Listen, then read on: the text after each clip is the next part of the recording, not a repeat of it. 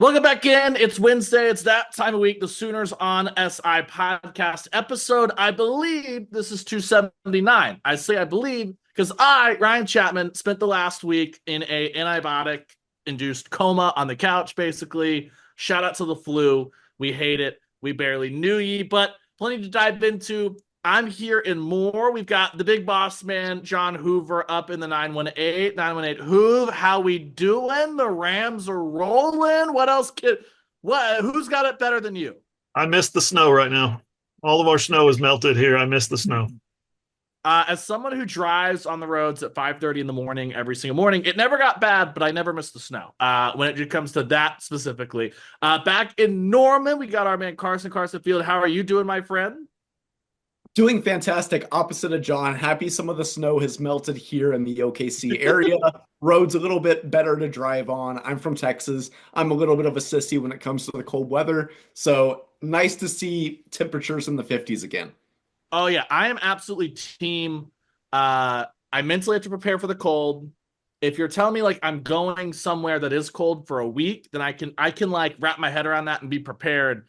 If you're telling me, hey dog, you're gonna wake up, you're gonna step out onto your landing, you're gonna lock the door, and it's gonna be 10 degrees, and you're gonna be smashed in the face with all this wind, I just weep and like my will to work seeps away. So I'm like right there with you. Who doesn't? He's got that Alaska blood in him though. Yeah, I don't have that. No, built a little bit different than that. Both of us. Yeah, Alaska blood, hardy, loves the cold. Bundle up, dress warm. I got this thing that my pullover that my brother got me for my birthday a few years ago. It's like lined with like sheep's wool on the inside or something, man. It's like, oh my gosh. So I just, brave the cold. And the husky loves it. The little terrier doesn't. Yeah, Scout loves it. She can last it much more than I can, which is tough for her because I'm just like, what do you want me to do? Leave you here? That's not going to happen. So, all right, let's dive in, gentlemen. It's kind of quiet on the Oklahoma football front. Not a lot going on right now. We'll rattle around two or three things that are still happening, but for the most part, most of the portal business has kind of come to a close. That comes with classes. They started on Monday. When the portal closes, you just have to have your paperwork entered, right? You don't have to be committed by then, so stuff can trickle in, as we know. But for Oklahoma, at least, now that classes have started, that really, really slows stuff down because I know lost in all of this, they're still technically student athletes, bunny ears, ear quotes, all that stuff. So Oklahoma's portal class mostly done. They'll have another chance to hop in on the other side of the spring portal. Still have had a couple of visits here or there. Still looking for a corner, defensive tackle, maybe a linebacker, stuff like that. Maybe another tight end on the spring side of things. Then the other thing is still no defensive coordinator, right? It feels like this is a situation where once the national championship gets over on Monday night, feels like those next 72 hours will be huge. If Oklahoma wants to make a big run at Jim Knowles, then great, go for it. If it works out for some personal reasons and being able to trade a really good defensive coordinator job at Ohio State for a really good defensive coordinator job at Oklahoma, thumbs up. If it doesn't work out that way, guys, it feels like it's kind of quiet and steady because Oklahoma's content to promote from within and run Brent's defense and all that stuff. So, it's kind of a weird time. It's the first time really since like the week right after SEC Media Days, which is the last quiet front of the season, that things have really simmered down in the football world for a hot minute. Sure. It's a weird time of the year right now where there's still two teams playing for a championship. I think Oklahoma's got Brent Venables is certainly reached out and is interested in bringing Jim Knowles to Oklahoma. I said last week on the podcast that this is not happening. That was based on common sense, right? A guy making $2.2 million for a team that's playing for the national championship. Is he going to take a pay cut to come to Oklahoma where they've gone 6-7 2 of the last 3 years? Maybe. Word is that his fiance, I guess, lives in Oklahoma. Did not know that. She's got family. She's got a son that lives in Oklahoma, finishing his senior year. Did not know that. They say girlfriends are undefeated, right? In these recruiting situations. I don't know if that applies to a 50-year-old man who's making $2.5 million a year coaching for the Ohio State Buckeyes. I don't know if that adage applies specifically to Jim Knowles. But I think Brent will shoot his shot, or has maybe shot his shot. And like you said, when it doesn't come out, if it doesn't fall, if it falls through, if it doesn't turn out in his favor, then there's nothing wrong with promoting, Brandon Hall as your defensive coordinator by title, and Brent Venables taking on a larger role, calling plays for the defense.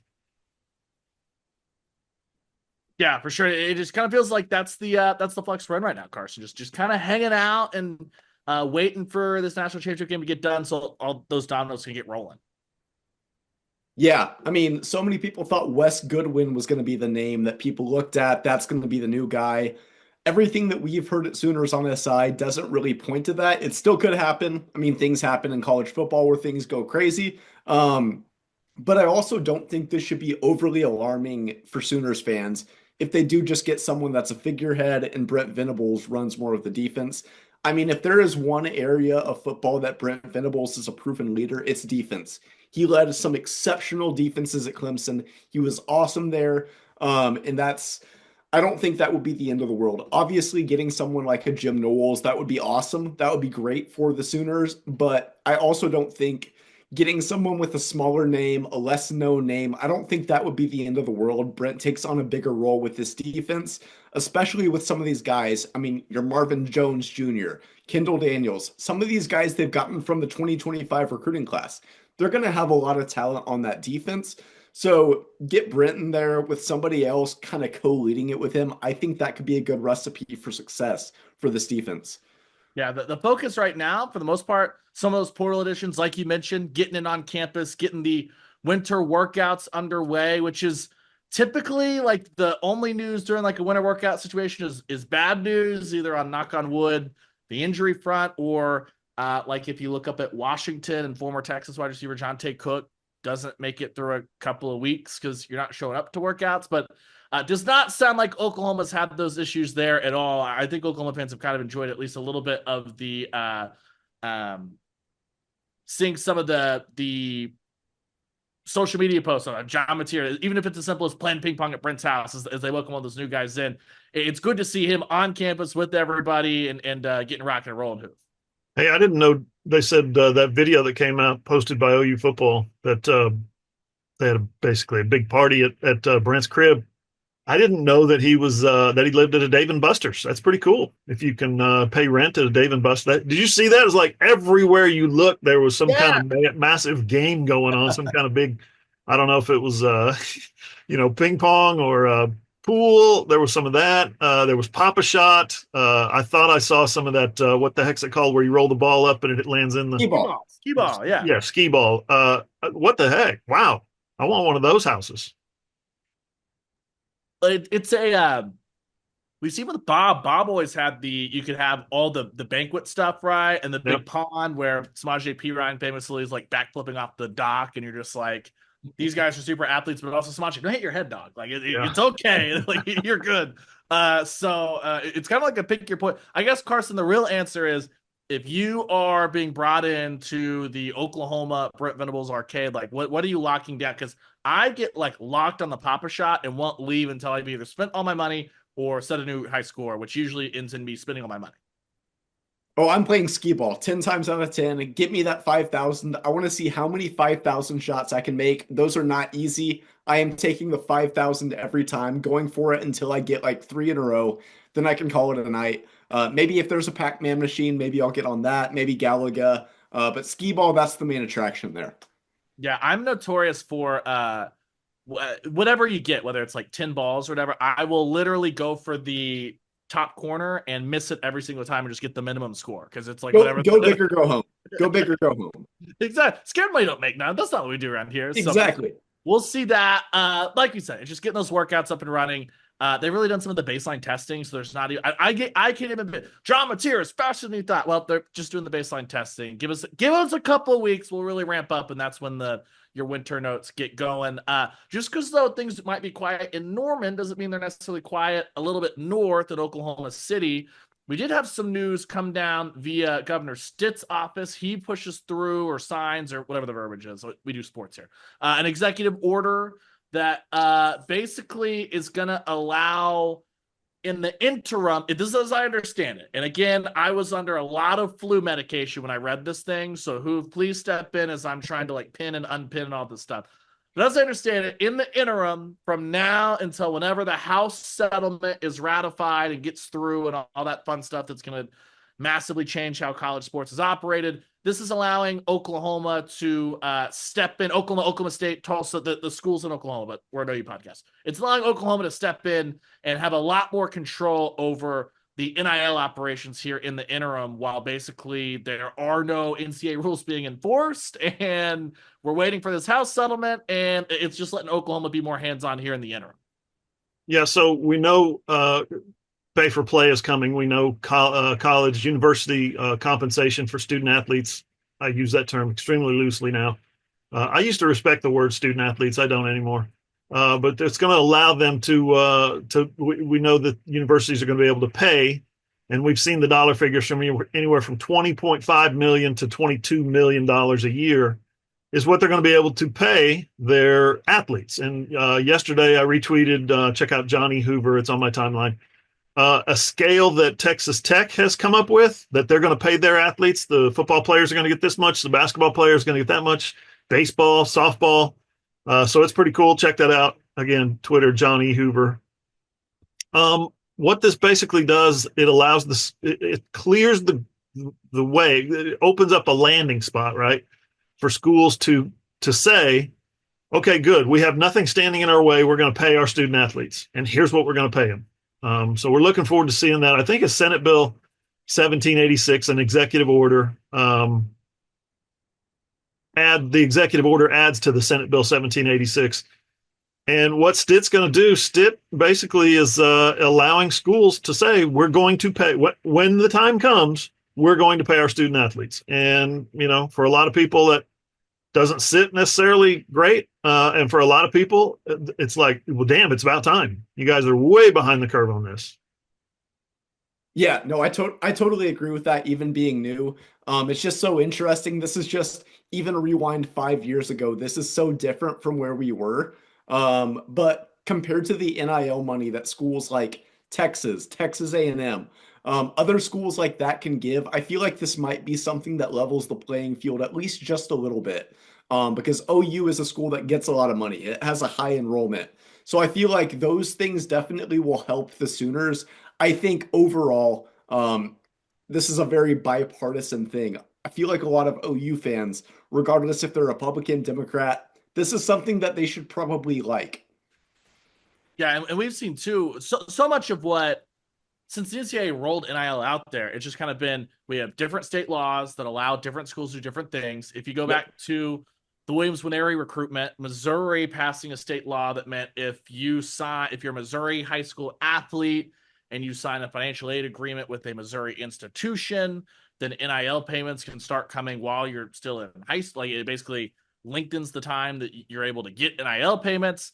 I'm sure that played a huge role in Winery. Not that it meant that he's not in Nebraska and all that stuff, but you've seen Louisiana's governor is basically at different points rolled out and been like, yeah, whatever's good enough for LSU, we're going to try and push that through and make that thing happen. And for the most part, I think that the state of Oklahoma just kind of sat most of that out as far as diving into some of the stuff like Missouri popped through and all that. And you just kind of seen it's pretty random all over the place. And so the NCAA, we know this, they're not good at legislating or enforcing, anyway. They're not great at trying to re-legislate because their most recent ploy has been, if we lose a lawsuit, we're just going to throw our hands up and say, okay, you guys wanted this. And now the NCAA has senioritis right now. Until the House settlement comes in, they're not rolling anything new out, right? And so it makes it an even weirder place to live and exist in the college football or just college athletic stuff. So they're dead man walking. The NCAA is a dead man walking a lot of ways. A quote from Stitt. The Stitter told the Oklahoman, this executive order ensures that these student athletes have access to the same opportunities as their peers in other states, such as Texas. He said it's about leveling the playing field, like Carson said, and maintaining the competitive edge that defines Oklahoma athletics, to which Joe Castiglione issued a statement as well. He says the University of Oklahoma thanks Governor Stitt for his bold leadership in signing Executive Order 2025-01, meaning the first executive order of 2025, right? Wasted no time, which represents a crucial step in ensuring that Oklahoma's higher education institutions remain competitive and forward-thinking in the rapidly evolving landscape of college athletics. Among other things, Joe C. said in that press release. Actually, was that Joe C.? That was Joe Harris that said that. My mistake. That was the president, Joe Harris, who responded to that. He says, by empowering student athletes to fully leverage the value of their NIL, we are providing them with the tools and ability to excel during their time at OU and in future endeavors, while also ensuring Oklahoma student athletes can compete on a level playing field with their peers in other states. So this is, just read between the lines or read the lines directly yourself. This is all about, hey, Texas is doing this. Hey, LSU, Louisiana is doing this. Hey, other schools and other states that we compete with now, especially in the SEC, are doing this. We need to respond, and we need to have some mechanisms in place that allow us to do the exact same things. Oklahoma's been behind on some of this stuff, guys. And, whether it's the amount that's available in the collective, in NIL donations, or whatever it is, coaching salaries, OU's up there pretty good, but they're not at the very top, right? So I think OU fans are looking at this saying, wait a minute, where can we spend our money? Where can we make our donations? Where can we make a difference? And this clears the path for them to do so. For sure. So what we'll see, we'll dive into at some point whenever the House settlement is officially finalized and becomes the law of the land, all that stuff. We will dive into what all of that means.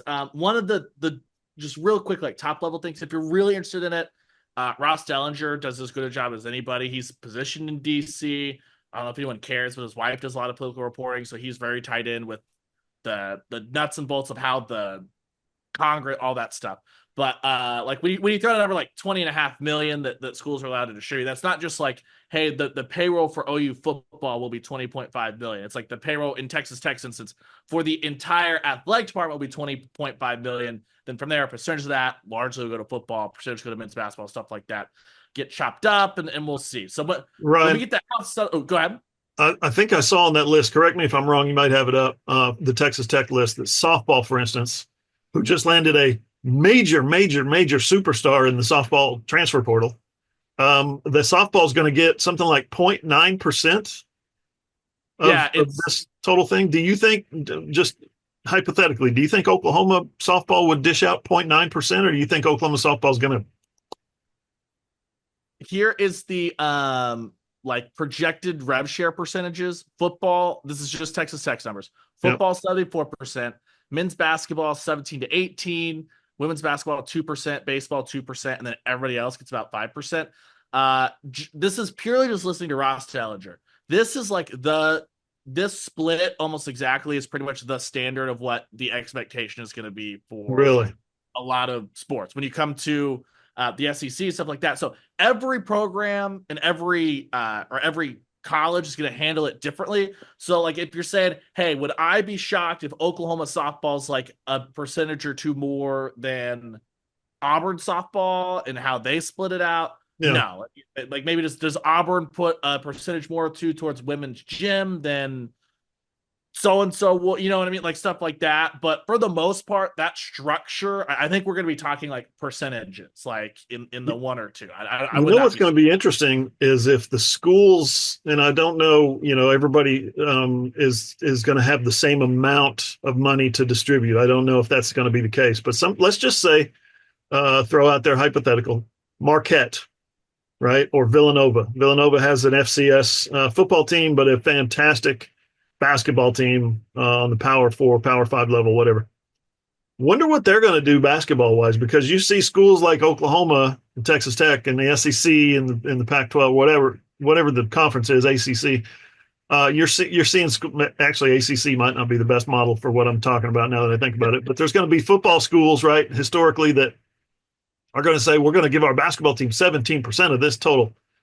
And you're going to see basketball schools like Georgetown, like Villanova, like Marquette, like I said, say, wait a minute, they don't have to distribute that much to football, so I'm just wondering if that's going to change the landscape any for basketball. You're going to see guys going instead to Kentucky and Duke and North Carolina. You're going to see them going to Marquette and schools like that. Interesting. I mean, it's so early and all thinking of this, of the revenue shares, percentages, stuff like that. I feel like OU definitely would have a higher percentage than 0.9% or whatever it was at Texas Tech, just because this program is so damn good. They've won what, 4 or 5 national titles in a row? Whatever that number is, they're crazy. They're what UConn women's basketball used to be. They're fantastic. So they're going to get definitely a higher number. But it definitely is something to think about when you look at a school like Kentucky. They're an okay football program. They beat Ole Miss this year, but that's not their bread and butter. Their bread and butter is men's basketball. Yep. I bet that share is a lot bigger than it is for football when it comes to splitting the revenue among athletes, stuff like that. And that makes so many interesting questions. You look at programs where generally basketball has been bigger than football at even places like Florida. Seeing stuff like that in the SEC, how is that going to work? How is that going to work at A&M, Texas, LSU, stuff like that? I mean, women's basketball has been so big at LSU, national champions a couple years ago. I'm very curious just to see how schools split it up because it's not going to be just the same cookie cutter model for every school. So that's the biggest thing I'm wondering about. Is Connecticut Part of women's it, basketball going to make more money per player than Connecticut football? Right, right. Yeah. Jim Moore is going to say hell no, but he might not have all the final say. Gino's going to overpower that. I'm sorry. Yeah. also, like part of it too is like I think when we look at the percentage breakdowns and all these end up coming out, like remember the football roster is 105 and the basketball rosters are 15, right, or 17. So what may look like going, oh my God, why is Kentucky still putting 70% to football? It's like, well, you got 105 mouths that are going, hey, excuse me, what is my cut of this and stuff like that. So we'll see there. The other thing too, and this is just total hypothetical world of random. One of the things that's been really popular talked about right now is like Notre Dame's cut of the CFP share. Notre Dame has maxed out their cut because they're getting every payout that every conference normally would get. The difference is that Notre Dame goes, we give one share to Notre Dame and we're it. That's us. We take it all. We don't have to chop this thing up 17 different ways and we get 2 pieces of the pie and everybody else in the conference gets one or stuff like that. I wonder if that means, and again, this is stuff I just don't know, and I'll say like read into the specific example. Does that mean like Notre Dame, the football team, could get like performance bonuses for going farther in the CFP that other places wouldn't because Notre Dame's rev share is getting tied? Like I don't know what any of that pertains, but it's all stuff that they're gonna have to figure out, and that's why this has been in the back burner, and we've been talking about it for like a year and a half because all this crap that we're just throwing out there is stuff that they all got to figure out. So we'll find out together. Hopefully that gets through this summer. It feels like it's been close for days and or weeks and months and all that stuff. So while we're talking on the legislative side of things, let's hit one more thing. Then we'll talk some college football Hall of Fame snubs. The AFCA is meeting right now. It's the National Coaches Convention thing. And this is where a lot of coaches mixing of ideas, but this is where they get the chance, the panel and board that suggests the rule changes and stuff like that, to talk to all the coaches, say, okay, what are you hearing? What is your experience? What would you like? Ross Dellinger reported 2 things coming out of this as well. Carson, we'll go to you first. The first one, transfer portal windows. So the talk has been 1 window or 2 windows. Right now we have 2 windows, right? The post-season window, which is the winter window, and the post-spring window. I know we've seen like Rhett Lashley at SMU say he would want 1 window for it to be the post-spring window, and that'd be the only transfer portal window. The pushback from some coaches, well, I want my new transfers to be in here for spring practice, all that stuff. I don't know what consensus means coming out of this thing, but Ross Dellinger reported over at Yahoo that Carson, a preferred 1 window model, 1 10-day window that would come at the end of bowl games. So basically take this winter window, push it back to the end of bowl games, make it a 10-day window and go. Then we're good from there. Carson, to me, this seems like the most sensical thing to do.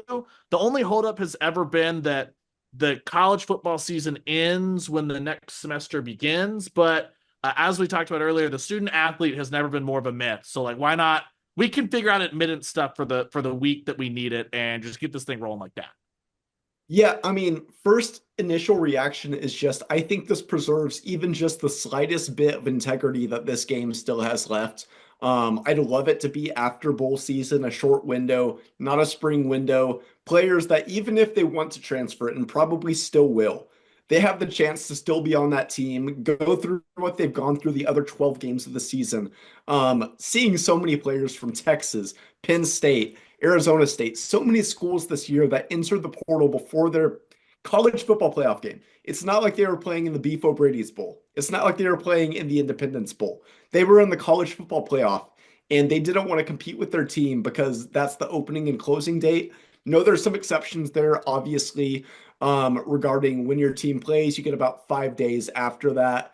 But so many people were just so hot to get in the portal that I think moving it just a little bit later, a shorter window, I think that's a better solution for what this sport can do for players. That even if a bowl game, making a playoff run, any of that doesn't change their minds, just preserves just a little bit of the integrity of the game.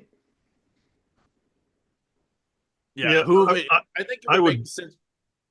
Go for it. Sorry, Yeah, Ryan, go ahead. it just makes sense that you make a couple of academic exceptions for, hey, if we're bringing in 15 students 2 weeks late, we've got enough tutors to get those kids caught back up in their classes to avoid all of the crossover. And exactly like Carson's talking about, like it just seems like it makes the most sense.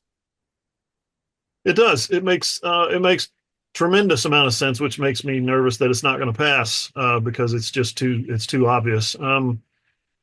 But the coaches approved it unanimously. So are you pushing it forward to the athletic directors? Athletic directors will push it to presidents and conference commissioners, and they'll approve it, hopefully.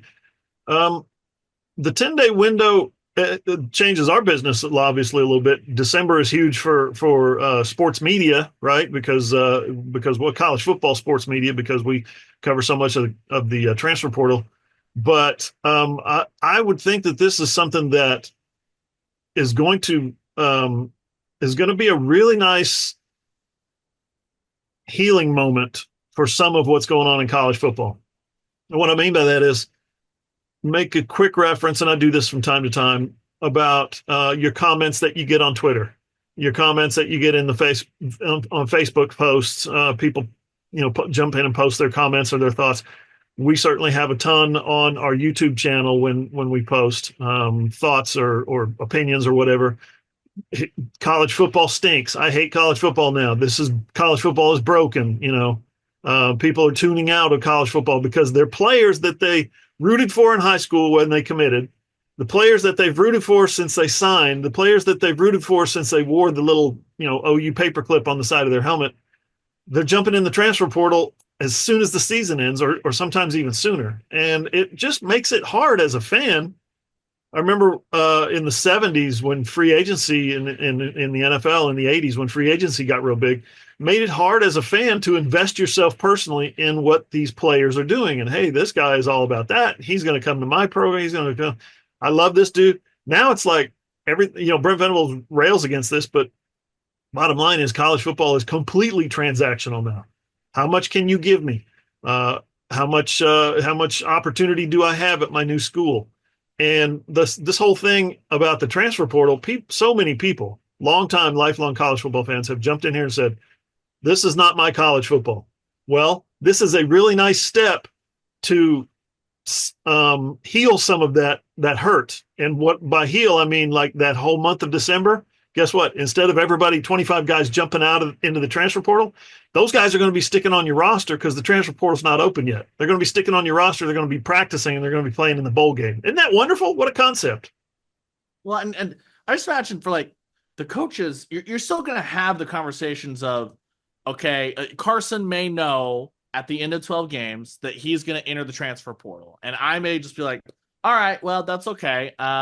At the end of the bowl game, you can ask it now, whatever. But I'm not having to worry about bringing in a visit for Carson's spot until after the bowl prep is done. And so Yep. It's like it's so funny. We talk so much about why was it important for Oklahoma to make a bowl game. It's not to play in the actual bowl game, it's to get those bowl practices. But typically in the old days, that first week of bowl practices, you don't know how many assistants are in and out because they're trying to lock down the rest of your high school recruiting class. Well, Yep. now it's you have to lock down the high school recruiting class. Oh, by the way, Hoover from OSU is coming in and he's going to be on campus here on Friday. So I really need to make sure that my position group's good. But in the back of my head, it's like, what's the pitch to Hoover going to be to get him to sign? So and all that. And it's are the guys on the roster getting the most out of those 15 practices? You know what I mean? Like it just makes it so the conversation stuff aren't going to stop, but maybe it makes it easier to do just one thing at a time. That's what we hear from coaches all the time. When you talk about the NFL, you don't do you have whole scouting departments that work on the draft, but you're not doing free agency in the middle of a playoff race in the middle of the draft. Those three things are not happening at once. You're going to do playoffs, then we're going to have a dead period. Then we're going to have an initial free agency period. Then we're going to have a dead period. Then we're going to have a draft. Then you're going to have rookie camp. And then there's going to be the rest of the free agents. And you have the group of guys that are older free agents that don't want to come to OTAs. So they're going to wait until you're getting really, really close. Like there's like a rhythm to it. And right now, college football, the rhythm is everyone get their instrument and just play it all at once to whatever song you want to play. And whoever's the loudest wins. There's another element to this, I think, that might help a little bit too, and that's you're reducing the rosters from 100 and whatever, 25 is what Oklahoma had last year, to 105. In the NFL, it's 53. You don't have a bunch of guys sitting around going, I'm not playing. I don't want to be here. I'm upset that I'm not in the two deep. You've got a bunch of guys that are saying, damn, I'm on the practice squad. I'm up next. I'm 53 dudes on the roster. I'm on the practice squad. I could be in that active roster next Sunday if I just work harder, stay focused, have a good day of meetings. In college, it's not like that. In college, you've got a little bit of chaff, a little bit of dead weight sitting around and guys waiting for their turn because they've only got 4 years to make an impact. So maybe the roster reduction will kind of thin out some of those hurt feelings and everybody wants to look for the greener grass because they'll have more opportunities now. Maybe a little bit. We'll see. We'll see on that front. The other thing that came out of it, something that raged through the SEC, I guess, thank you, Lane Kiffin, was the return of the defense fake injuries, stuff like that. There have been a couple of proposals that came out of the coaches conference curbing fake injuries. If your guy leaves for an injury, right now you got to sit a play if a trainer comes out there. One of the suggestions was potentially to make them sit out the rest of the drive. And if there's an official timeout, then that can reset everything, whether a coach calls or whatever. This sounds great in principle. We're not going to spend too much time on this. These are just my two things. One, who the hell is going to enforce that? Are we putting another official on the sideline that's writing down, okay, 15 cannot come back onto the field until the end of this drive, and I'm going to sit there and have my running list of, okay, he can't come back, he can't come back. That just sounds like, it leads to my second point. It just sounds like more and more need for useless timeouts and conferencing, which is, we're all, I think, against useless timeouts and conferencing. And all we want is, like, if we're going to replay it, we don't need a 10-minute replay. Can we just speed this thing up? So, Carson, this is something that's, like, good in principle. I just don't know, like, how we might be making a bigger problem than the actual 15 seconds it takes to stop when so-and-so cramps. Believe me, I have been watching Lane Kiffin games for years now at this point, and he is egregious at this. Don't make any mistake. He absolutely is. And it's something that he's used to make his team even better than it actually is. But I'm with you on the point that I don't know how you police this. I really don't. Because a player could genuinely be hurt, get some help from the training staff, and then be ready to go a couple plays later. I don't think it's fair to let him sit out for the entire drive just because he actually did get shaken up. I feel like, and I don't know what that situation or that solution is, there's a better solution to this. But yeah, it's just one of those things that being a journalist and not being an official in college sports, that's where I don't have to worry about that. But I do hope they find something a little bit better than making someone sit out an entire drive. I just feel like that's a little too much. I actually think it's pretty solid. Fake injuries are not like a plague on college football. It's an annoyance is what it is. And when they do it over and over, especially in one drive, or they're doing it as an obvious attempt to curb what the other team is doing offensively, that's annoying as hell. We all agree. But it's not like it's ruining the game. It's just kind of ticking everybody off a little bit. However, I think the staying out for the rest of the drive would discourage coaches from sprinkling that in as a tactic, because we all know what happens. We're not, being insensitive to players being injured. Here's the deal. If a guy's injured, he's probably not coming back in that drive anyway. Even if he just gets his bell rung or, gets his arm scratched or whatever it is, he's not coming back if he's really hurt in that drive anyway. And if he's faking it, then your punishment is you don't get to play the rest of that drive. I kind of like it. I think it's going to smooth things out a little bit. The main thing is it's going to discourage the coaches from going, okay, guys, here's how we're going to fake injuries this week. OU runs a lot of tempo offense. We got to get, when something happens, they get a first down. We need to lay down on the ground, look to the guy with the yellow shirt, because he's going to give you the signal, down or up. And if he gives you down, you go down. That whole thing, let's get rid of that. That's crap. Yeah, I'm for it. Again, for it, as long as we don't have to enforce it, it doesn't take 2 minutes, because then it's like, okay, well, we were 2 minutes when he was on the ground. Now we're 2 minutes here, when it could have just been 2 minutes and we move on. Yeah. The only caveat I have in places like Texas that are humid and hot, Arizona that's just hot, Nevada, places like that, you're going to get cramps and you're going to feel like hell after getting those. So that's going to suck for like 30 to 45 seconds, but after that, you're good to go. And I know that happens. Maybe you do have to miss the entire drive for that.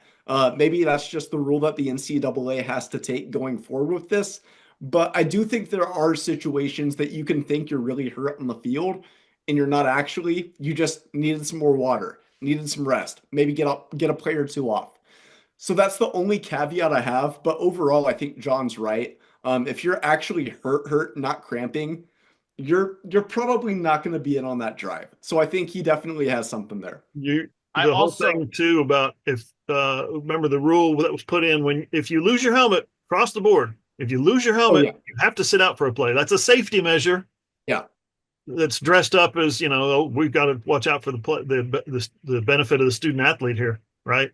This is one of those things to say, hey, you know what? If you're really hurt, go ahead and take the rest of the drive off. Don't put yourself in a bad situation. Don't be in a hurry to get back in if you're still, limping or something feels strained or something's off. Don't be in a hurry to get back in. So this is an additional, very small, I think, layer of safety measure for the student athletes, for the players. God, I got to quit saying student athletes. For the employees of yes. No, sorry, they don't want that either. For the cattle. I'm also kind of a sicko. I dig it when the home crowd starts booing the hell out of a road team that starts faking the injuries. Yeah. It kind of adds to the atmosphere. So whatever. All right, let's get to the College Football Hall of Fame real quick. Then we'll get off football. List just got published of the 2020. Is this the 2025 inductees? Technically, yes.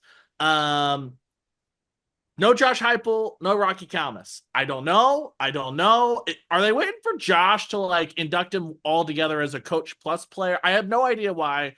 A guy who is a national championship winning quarterback, was your runner up in the Heisman, everything that he did, a big part of Mike Leach, Mark Mangino, an offense that took over college football. I don't get it. Rocky Calmus, I also don't get it. Hoover, we'll defer to you here as someone who, did you cover both these guys or did you happen to? Yeah, okay, perfect. You covered them. What the heck and what the hell? So, couple of ways to look at this. They're overdue. Let's be honest. Rocky and Josh Heupel as players going into the College Football Hall of Fame are well overdue now. George Cumbie was also on the ballot for Oklahoma. He didn't make it. That's one of Switzer's biggest, baddest linebackers from the 70s. He needs to be in. But just from a contemporary perspective, I'll give you this.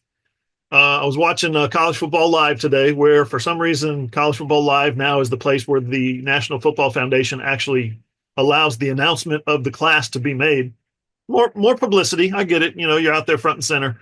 But when the announcement was made, the host turned to her analysts and said, what stands out to you? Your takeaways, whatever. And of course, Sam Acho, noted Texas Longhorn, said his takeaway was Michael Huff, defensive back, University of Texas, 2002 to 2005, was an All-American, was on that 2005 national championship team, was a good player on that team, won the Thorpe Award. Michael Huff deserves, and I'm not saying Michael Huff does not deserve, he absolutely deserves to be in the College Football Hall of Fame. Rocky Kalmus's credentials are better. Two-time All-American, Butkus Award winner, National Defensive Player of the Year, also won a national championship for the Oklahoma Sooners. I just don't get it. I just like if we're going to compare one resume to the other. Now here's the deal: there's several thousand voters, several thousand people, members of the National Football Foundation, who vote on this, and they send in their ballots, and the ballots are kind of a checkbox. So you go down and you look at the names and you say yes, him, and you get all the way down to the end, and they ask you for I think it's 20, and they basically take the guys who have the most votes. I don't get the Josh Heupel thing either. In Heupel, you're talking about a quarterback that comes from humble beginnings. I know. Here's what Acho said about Huff. He said, "You take what he's done beyond the football field as a player, and Michael Huff has been at the University of Texas since then, and he's mentoring these young men." Bro, Josh Heupel's been a head coach. Josh Heupel has won conference championships and things like that when he was at UCF. I don't understand how you can say, well, he's in the Hall of Fame because of this, but here's two guys over here who have better resumes, who have done more stuff, played in the NFL, whatever. It's weird, and I know a lot of Oklahoma fans are agitated about that. Yeah, it's bizarre. I would also say, and this is not a defense of anything because I co-sign everything you said. When you have a Hall of Fame that is responsible for 133 programs at just the top level, that's a really hard Hall of Fame. Or you think around the Pro Football Hall of Fame or the Naismith Hall of Fame is tough. Like Pro Football Hall of Fame is worried about 32 teams, and there's still a bunch of guys who are like, this guy should be in the Hall. So I agree. I don't know why they're not there, but again, we persist. So on to in this case, the College Hall includes Division I, FCS, Division II, Division III, NAIA. So you're talking about thousands and thousands of players that are in consideration or being nominated. And then if you get so many nominations, you get on the ballot. And then if you get on the ballot, you get voted for. And it just, pares it down. But name me a quarterback. Let's just say, for instance, Graham Harrell. Congratulations to Graham Harrell, well-deserving College Football Hall of Fame, 2005 to 2008 at Texas Tech. Threw for a ton of yards, won exactly 0 championships, right? I mean, Josh Heupel, he restructured. He was the point man. Bob Stoops has said he was the most important recruit I ever had. He was the point man in launching this 20-plus year era of Oklahoma football, which was largely unprecedented success for a long stretch of that. He was the guy. Josh Heupel was the guy. And, we're looking at Terry Hanratty from Notre Dame in the 60s, Graham Harrell in the 2000s, and, of course, Michael Vick in the late 90s, 2000 era as well. So those are the quarterbacks that went in without Josh Heupel. I feel like we've done this a couple of years now. We're just sitting here just like, can we get this thing right, guys? Yeah. Make it happen. Oklahoma's last offensive player to get in was Clendon Thomas from the 50s in 2011. So it's been now 14 years, going on 14 years, that Oklahoma has not had an offensive player draft or selected to the College Football Hall of Fame. Didn't expect to say that today. Which is kind of insane, but that's where we are. So, like I said, we'll see next year. I imagine, unfortunately, we'll probably end up having some conversation similar to just going, how does this keep happening? Why does it keep happening? But let's switch some gears, ladies and gents. Let's get to the squeaky sneakers. Let's go to the hardwood. It's a massive week at the Lloyd Noble Center on both the men's half and the women's half for very different reasons. Let's start with the Sooner men. Wednesday night, tonight, 9 p.m. Good God. Hope that you're caffeinating. That's what I'm currently doing right now, so I can just be awake to talk about that basketball game. But Oklahoma will take on Texas tonight. They've got South Carolina on Saturday. Next week is the bye week, which just means it's the week you have no midweek game. The other side of that, they are headed to Arkansas. Why did I say all 3 of those games? If you look at the SEC standings, there are 4 teams with no wins. Oklahoma, Texas, South Carolina, Arkansas. So OU's doing a little round robin of the cellar here, Carson. It's not gone well. This is I hate to like in college basketball label one game as a must win or 1 week as a must win. This is the most important week, not just in this season, Carson, but in Porter Moser's Oklahoma career, if he would like to have an Oklahoma career. No, I totally agree. Especially this game tonight, Wednesday night, I guess. Porter Moser has not beat Oklahoma or beat Texas since he's been the coach at Oklahoma. The last 7 meetings, they haven't beat Texas. This is gigantic. This is a rivalry that Texas has not been a blue blood in basketball. The last 5 years, they have not been amazing. They've been good, but not great. About the same lines that Oklahoma has been. And there's no excuse to lose to them every time. It should be about a 50-50 split, just seeing how good that both programs have been. But it's huge. South Carolina, that's probably the quote weakest team in the conference. They're still top 100 in the net. So, I mean, they're not bad. It's not going to be an easy game by any means, but that's big. Arkansas, Vanderbilt, the next 2 games, not easy games, but games that they definitely could win. And then they play Texas A&M, who I believe is number 11 in the AP poll right now. So, I mean, it's never an easy moment in this conference that they now play in, which is crazy coming from the Big 12 to the SEC. And now it might be even deeper at this point. But getting 2 wins this week, beating Texas, beating South Carolina, both home games, both opportunities to get, I believe, quad 2 wins. Gigantic for the resume. 2-3 record. You don't look at it like, oh crap, we're done.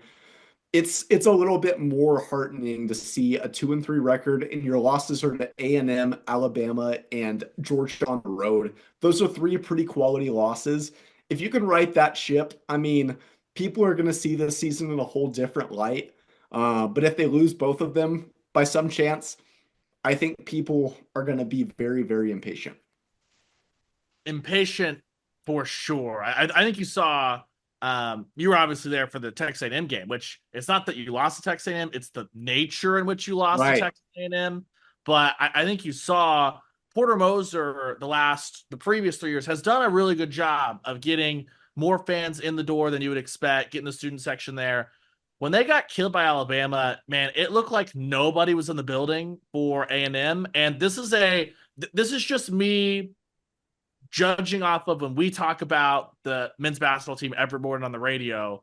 People want us to stop. They're just like, we don't care, move along, same old, same old. Like, they've lost the fan base at this point, and they've got to not just like tournament life and all that stuff, because you had a great column this morning, SoonersOnSI.com, laying it all out there. But projection-wise, they're barely teetering on at the back end of the tournament. But this is like the circle the wagons to save any band support, save your everything tonight. Yeah, it's a familiar situation, obviously, for this fan base, and they're agitated and annoyed by the fact that this team does the same thing every year.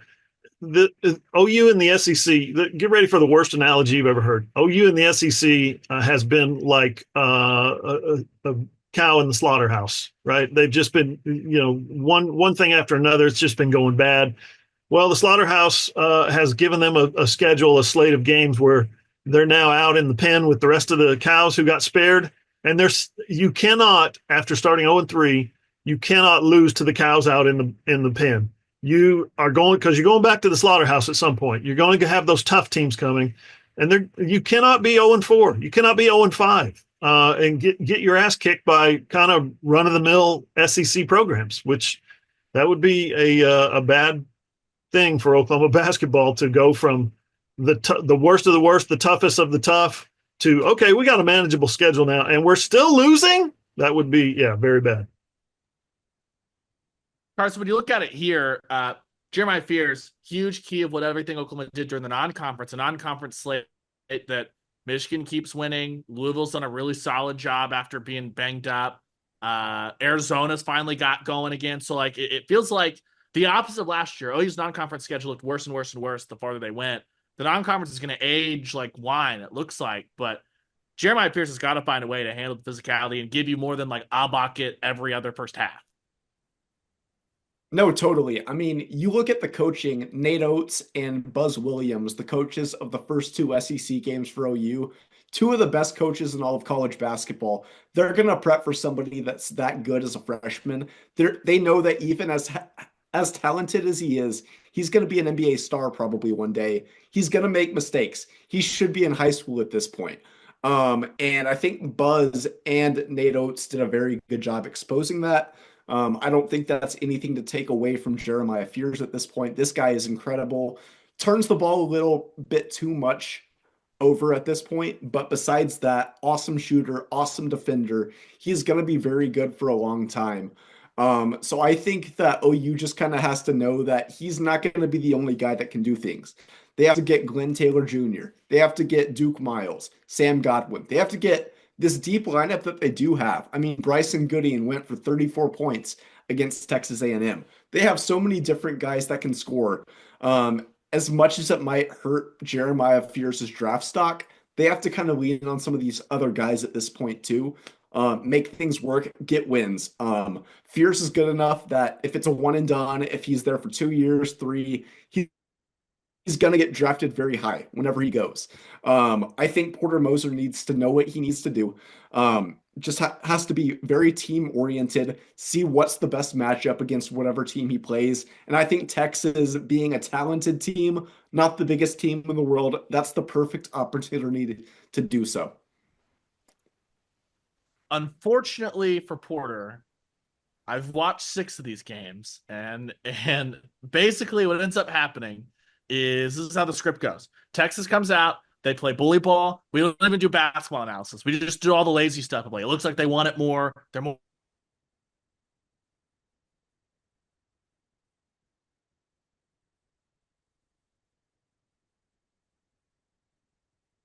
physical, turning teams over, and both of these teams are kind of mirrors of each other. When they do get shots off, they are usually pretty efficient as far as field goal percentage, stuff like that. But man, when you watch the Georgia game, the last 5 minutes of that, the way that it wasn't even Fears, but Miles and Elvis and some of the going to the lane and just falling down, getting it stripped from them. They've got to eliminate all of that stuff on top of getting a strong showing from Jalen Moore, Sam Godwin, and Mo Waggy down low. No, they definitely do. I think it's going to be huge. Ball control has been such a big thing, not necessarily for the most part in that Georgia game, but against Bama and Texas A&M, the turnovers were way too much. That was a big fatal flaw for them in both of those games. A&M, that's kind of what allowed the Aggies to get back in it. Bama, that game, I mean, granted, I want to give a lot of credit to Bama when I say this. I think they're a Final Four team. They're fantastic. They're well coached. Size, shooting, everything they can do. But they couldn't keep it close because early turnovers in that game. Bama's good enough to score on those turnovers. They couldn't keep up with them. Texas, as long as they can hold onto the ball pretty well, get some good looks from Fears, Moore, all of those guys, get some good down low looks from Godwin, Taylor.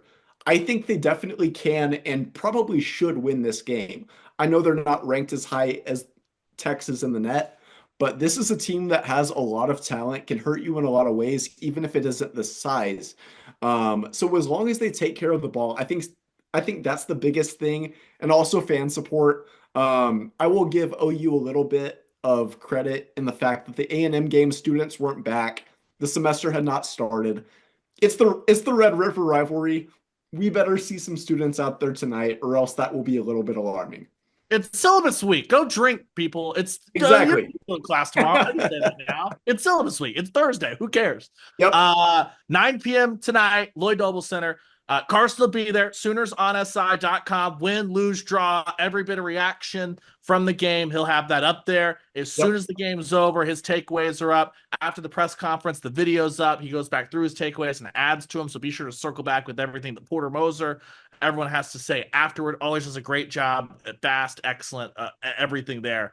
And like by the next time we regroup, we'll either be talking about, I will have a hot board together, or it'll be what does Oklahoma need to do to keep rallying, keep this momentum going, to try and get back to 500 in Fayetteville. Because unfortunately, you can't miss the tournament 4 times and stay employed. That just it ain't what it ain't. I think we all like Porter, but that's the business of college athletics. Let's go to the women's side of the LNC now. They also have a big game. This one's on Thursday night. Big game for a little bit different reason. Missouri comes to town 6 p.m. This is the final tune-up before Oklahoma jets out and on Sunday at 2 o'clock takes on number 2 South Carolina. Missouri's coming in. They're floating just a peg or two above 500. They're winless in SEC play. This should be a situation that Oklahoma takes care of business. However, last Thursday, they were headed to Starkville. Road game, not a home game. I get that. And they did not take care of business against Mississippi State. Mississippi State, a lot better during non-conference play than Missouri. They came into that game where they 13-2, maybe 13-3, something like that. The big one here, Reagan Beers, she exited the Texas A&M game with what appeared to be a left shoulder injury on the Zoom Ginny Bronchek's weekly press conference Wednesday, just before we got on here. She said she's still day-to-day. Reagan Beers has not practiced since the A&M game.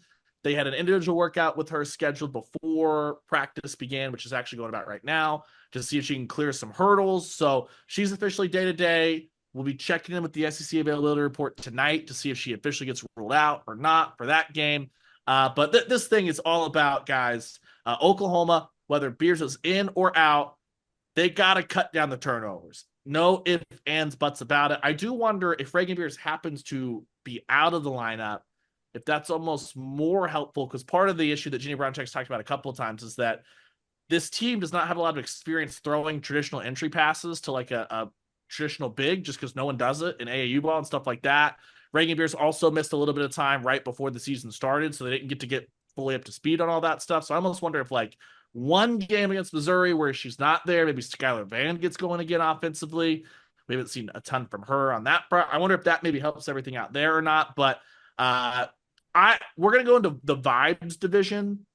This is not reporting. This is not the words that Ginny said. You can go watch everything. You can go read about it, Suicide.com. But the way she talked about it, it felt like not a long-term injury. Ryan, would be a little surprised maybe if she's a go for Missouri. You hope you get her back for South Carolina. She may not be back for South Carolina, but it does not feel like at the very least that this is like going to be a Reagan Beers is missing like 7 weeks of action and you have a big headache based off how Ginny, just how she was talking about it. So that'll be the big thing to kind of watch there. I know that was kind of a word salad. If I missed anything on that front? I would just say, what we've seen in 3.5 years of Ginny Bronchek at Oklahoma is that her offense in particular, thrives off of passing the ball. They've been among the nation's elite leaders in assists per game.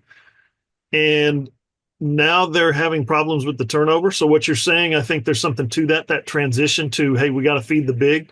And Reagan Beers was really good, too. If you want to go back and watch some of her games, really good at kicking the ball out, finding the open shooter. So if, I think both of those elements, I think they're still learning how to work together. So that's why you're seeing those absurd number of turnovers, 27 in one game, 31 in another game. You don't see that from winning basketball on any level. And Oklahoma's still able to put together, solid performances night in and night out, despite the fact that they can't hang on to the basketball. It's remarkable. Yeah, we saw a bit of that too, Carson, against as you were taking over the Mississippi State coverage for me as I was dead in a ditch. What Oklahoma does though really well, the defense is going to keep them in a lot of games if they just stop turning the damn ball over. That's what was so funny about the Texas game is that I know they swept Texas a year ago, but the way that they were guarding Texas defensively just looked different. But you just get back to that gives you a chance to be in any game. But if you're going to turn the ball over like that, it also gives you the chance to lose any game. No, totally. What I'll say is, like John said, I've never seen turnover numbers this high from a team that is genuinely good. That's shocking to me, seeing 31, 27, those numbers, those are staggering. But seeing how good they are at rebounding, Reagan Beers, she has proven to be a force down low, and she was in that Mississippi State game too. They seem to be able to turn the ball over quite a bit, which is big too. So you've got to kind of like that. That's got to be for how well this team is ranked, for what they've done so far. If they can shore up the turnovers, this could genuinely be a top 10 team, maybe top 5 on the best day that they have, team in women's college basketball. So I feel like there's a good and a bad with that. Like they definitely do need to fix that issue, but if they do, and when they do, they could be up there, which should be exciting for OU fans. Yeah, you can tell Ginny. I don't know if I don't know if frustrate's the right word, but she's as impatient as I've seen with any of her teams because it's almost she's like embracing the you guys are a really dang good basketball team. We need to cut the crap. Like it's almost like it seems like that's what she's just like stop it. You're all better than this. Make it stop. So we shall see if Reagan Beers is not able to go in one of these games or multiple of these games. Liz Scott will step in. She's done a fantastic job as she missed last year with that labrum injury. Beatrice Colton's given him some nice minutes. Landry Allen got in there for a little bit against A&M in spot duty as well. Good luck on Sunday in Columbia. I look forward to seeing that. South Carolina has played a different sport for the last couple of years than most other teams. I know that they've been got already this year once, but they are 4-0 in SEC play, and that I'm looking forward to it. That's one of those less of a if it doesn't go well, it's not a negative. Certainly, I'm just excited to see like measuring stick type game if Reagan is able to go. How close are they and how much more do they have to go? So we shall see here. Let's head to the Diamond real quick, super brief. We are in full-on preseason mode. Softball and baseball. Softball is about 3 weeks away. Baseball, that means it's about, what, 5.5 weeks away? Month, yeah. Yeah, we've had what is Perfect Game and Baseball America. They both come out. Oklahoma ranked preseason. Baseball in Perfect Game, not in Baseball America, if I remember correctly. So you got that there. We're still a little ways out from diving deep into that. We're a little ways out from diving fully into the softball stuff, but they're like one step ahead. So you've had Softball America come out. They're number 3 in Softball America's poll.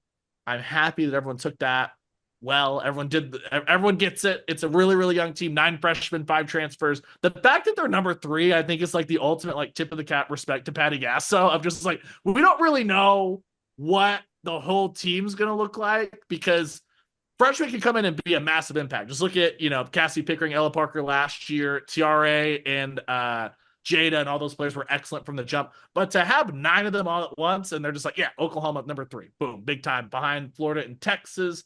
Florida and Texas will probably play for your national championship this year, by the way, if they're all healthy. Spoiler alert. But to be leading the pack in the SEC, Oklahoma State right behind. King S's got to be like, what do I have to do? It is a preseason poll. Can I not get ahead of them once? I don't know what's happening there. Softball America, they're preseason All-Americans.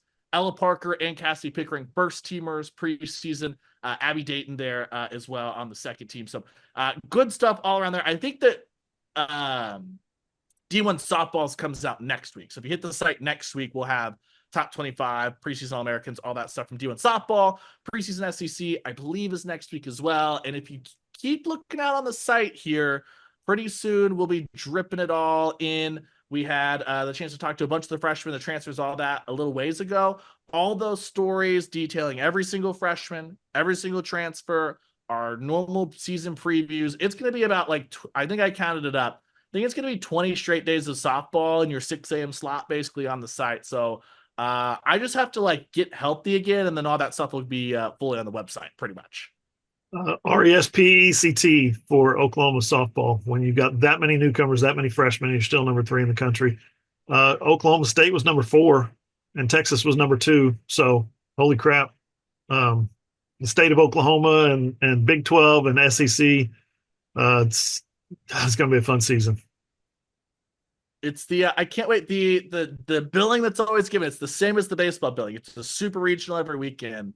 I'm excited for that. Nothing against our friends in Lawrence, but there was nothing worse than being like, we have to do the run rule at 1 p.m. on Saturday. Can we get this done quickly so I can go do something else? And then, we're really ramping into 2 or 3 series a year. So that'll be good there. Yep. We'll ramp up baseball, obviously, as we get a little bit closer. Like we said, softball ends up just starting 2-3 weeks ahead of time. So they're 2 or 3 weeks ahead on the cycle there, but should be good. Excited across the board.